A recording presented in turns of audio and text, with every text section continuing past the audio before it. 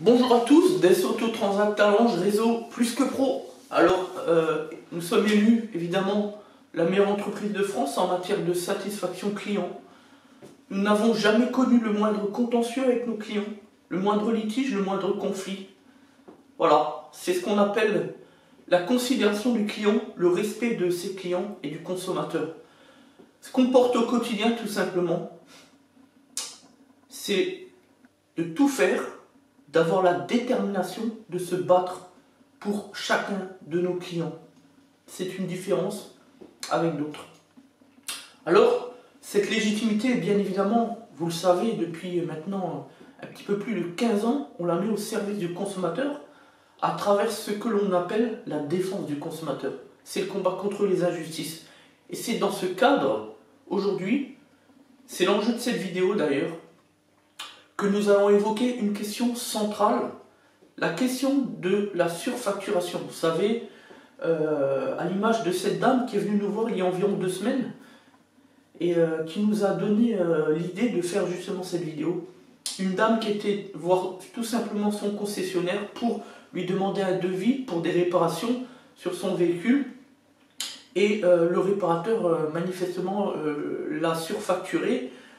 Puisque lorsqu'elle est venue, lorsqu'elle nous a contacté, elle nous a demandé un devis, elle est venue avec son devis, d'ailleurs on lui a demandé de venir avec, eh bien on a remarqué effectivement qu'il y avait des choses absolument incohérentes, mais surtout clairement un abus.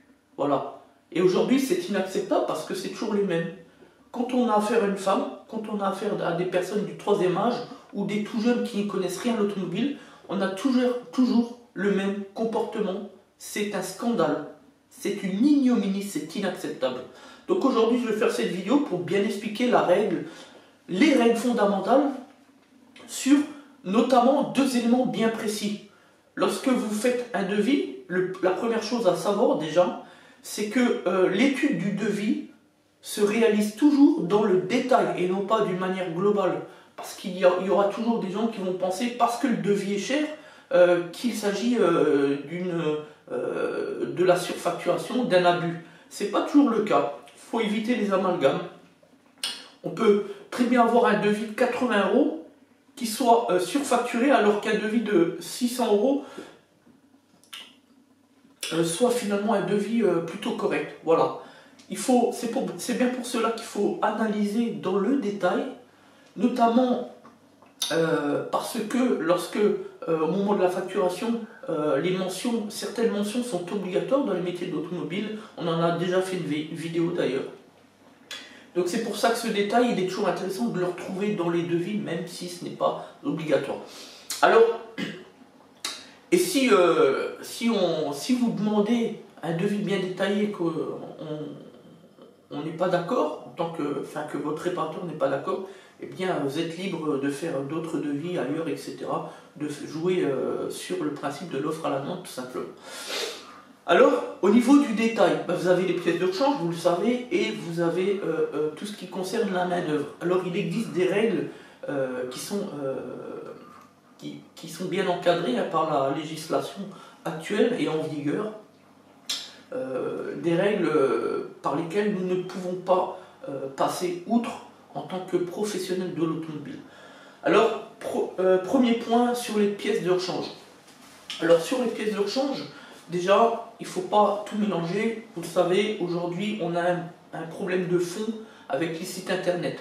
Les gens, les particuliers, ont tendance à tout mélanger, à penser que lorsqu'ils viennent au garage, qu'on les surfacture au seul motif qu'ils vont trouver les mêmes pièces 10 fois, 15 fois, 20 fois moins cher. Bon, j'exagère un petit peu, c'est pour l'image, sur les sites internet. Il ne faut pas oublier que si les sites internet trouvent leur part de marché, c'est justement parce qu'ils cassent les prix, qu'ils s'octroient une petite marge de manœuvre en bénéfice, mais ils peuvent le faire aussi, il faut bien le comprendre. Quand nous on vend 5 pièces dans le mois, eux ils en vendent 200 000, c'est pas la même chose. Voilà pourquoi ils proposent régulièrement, je dirais, on a fait une étude de cas il n'y a encore pas si longtemps, entre 5% et 73% de remise. Donc ça dépend, c'est en fonction, c'est toujours en fonction des pièces qui vendent le plus, tout simplement. Encore une fois, le principe de l'offre à la demande. Voilà, donc il faut bien mettre cela à part et comprendre que le prix, ce que l'on appelle la référence des prix de pièces auto, c'est le prix tarif public conseillé. C'est un tarif que vous allez retrouver exclusivement chez le constructeur, hein, donc chez le concessionnaire de la marque. Il suffit de demander le tarif de telle ou telle pièce. Il pourra donc vous lister la référence qui correspond, la référence pièce qui correspond au prix de la pièce. Voilà, c'est cela le vrai prix. Alors ça peut déranger certains parce que c'est un prix qui est beaucoup plus cher, évidemment, que les prix qu'on peut retrouver pour les mêmes pièces sur les sites internet, mais c'est le prix de référence. Voilà. Une fois que vous avez connaissance du prix de référence des pièces auto, on va mettre de côté les ingrédients, hein, ce n'est pas l'objet de cette vidéo.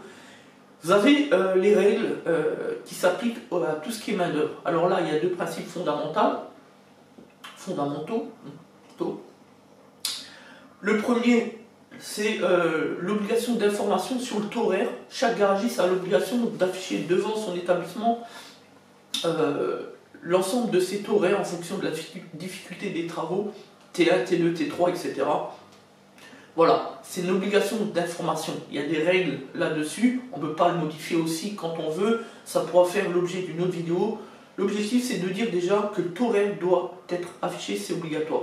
C'est prévu par la législation. Voilà. Ensuite, il y a le deuxième principe qui est extrêmement important, je dirais même plus que celui du taux horaire, c'est le barème constructeur. Vous devez savoir que chaque intervention sur un véhicule correspond à un barème de temps, c'est-à-dire un barème de main d'œuvre. Par exemple 1h10, par exemple pour une biellette de direction 0,50, ce qui correspondrait à une demi-heure de main d'œuvre. Et ce barème-là, on ne peut pas aller outre, on ne peut pas facturer plus cher aux clients. Voilà, parce qu'il y a des règles à respecter et qu'on ne peut pas trouver prétexte dans le fait que la vis était grippée, donc j'ai augmenté la main d'œuvre, etc., etc. Tout ça, c'est des prétextes qui ont pour but, évidemment, à chaque fois, de surfacturer les clients. Voilà. Donc maintenant, vous connaissez tous les principes. Hein. Le but, c'est pas non plus d'aller trop dans le détail. Vous pourriez ne pas comprendre la technique du juridique, peu importe.